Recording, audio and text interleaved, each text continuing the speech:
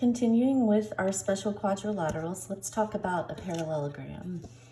So a parallelogram is a quadrilateral, but it's a quadrilateral with two pair of parallel sides.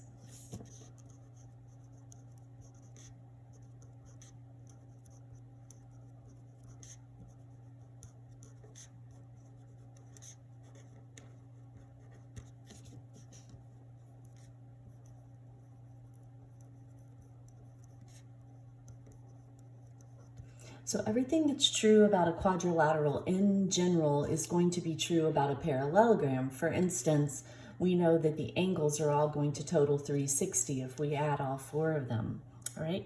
Okay, so I'm going to make a parallelogram, again, cheating just a little bit. So I'm gonna trace two sides of a ruler, and that'll give me one pair of parallel sides.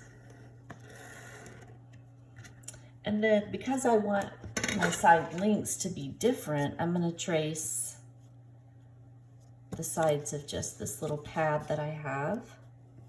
So again, I'm not constructing, I'm just forcing a parallelogram for the purpose of these notes.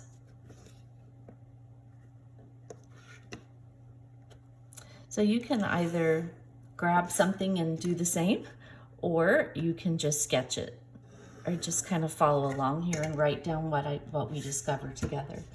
Okay, so looking at our parallelogram, we know just the way I built it that the opposite sides run parallel to each other. And I'm going to use my compass and just explore some other properties. I do know that if I add the four angles, that's for sure going to total 360. But let's look at the sides. So if I take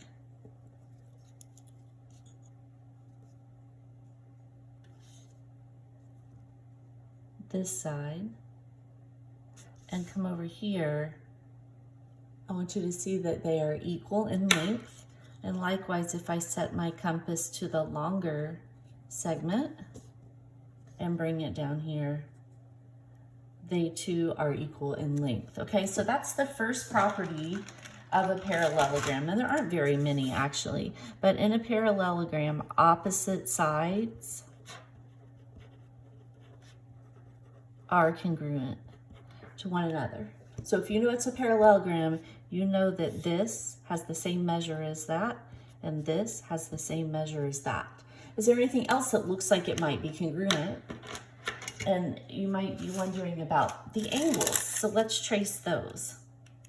So if I just call this angle A down here,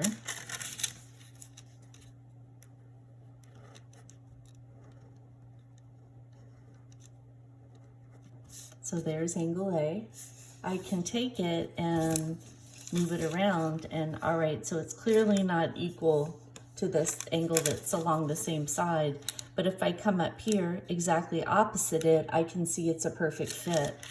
And we might as well test it for the other angle. By the way, this is just parchment paper, so you could use it to do your own experiment if this is a video you're watching at home. Okay, and so that matches up, and if I come down here, this too happens to be equal. Okay, so a property, and that is that the opposite angles are congruent. All right, so here's another thing that we know. We know, and I'm not going to write it because it's not unique to a parallelogram necessarily, because we already knew it with respect to the parallel lines that are formed here. But these two angles are on the same side of the transversal inside the parallel lines. That makes them consecutive interior angles, and those are always supplementary. So, I mean, I could go ahead and write that A plus B equals 180. And if I wanted to name these other angles over here, pretty much I could work my way around the parallelogram because these are parallel to one another. These are consecutive interiors. So any pair of consecutive angles, B plus C equal 180, might as well finish it. Since I started it, C plus D will equal 180, and D and A. D plus A is going to equal 180. And the reason for that is those are consecutive interior angles. Okay, so we already knew that about a parallelogram. All right, let's look at diagonals then. That would be kind of the only thing we haven't done with respect to this figure.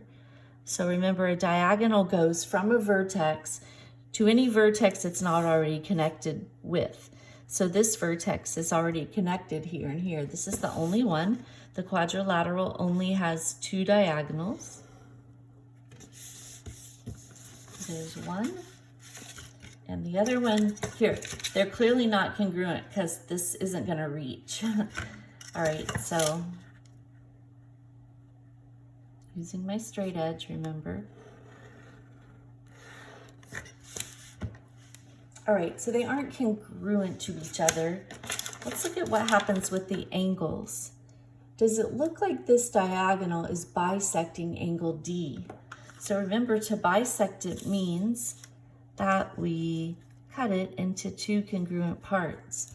So there's the top portion of D, and if I slide it, I mean, it's not even close to bisected or equal there. So they don't bisect one another. Are they perpendicular to each other? Do the diagonals intersect at a right angle? Well, if I bring in my little right angle, this is definitely greater than 90 here, and this one is smaller than 90. So it turns out the only thing that's really true of our diagonals is that they do cut one another in half. If I measure the shorter one that I drew, trying to get a good measurement, to its intersection point with the other diagonal and pick it up and do it again, it's a perfect fit. And the same thing's going to be true for this longer one. So if I do this and pick it up and do it again, it's a perfect fit.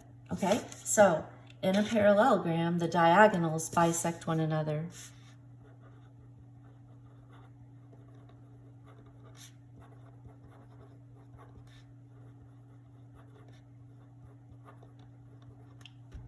So let's go to the packet now, and we'll turn to our parallelogram page, which is going to be page 3, and we'll just work a few of those together now that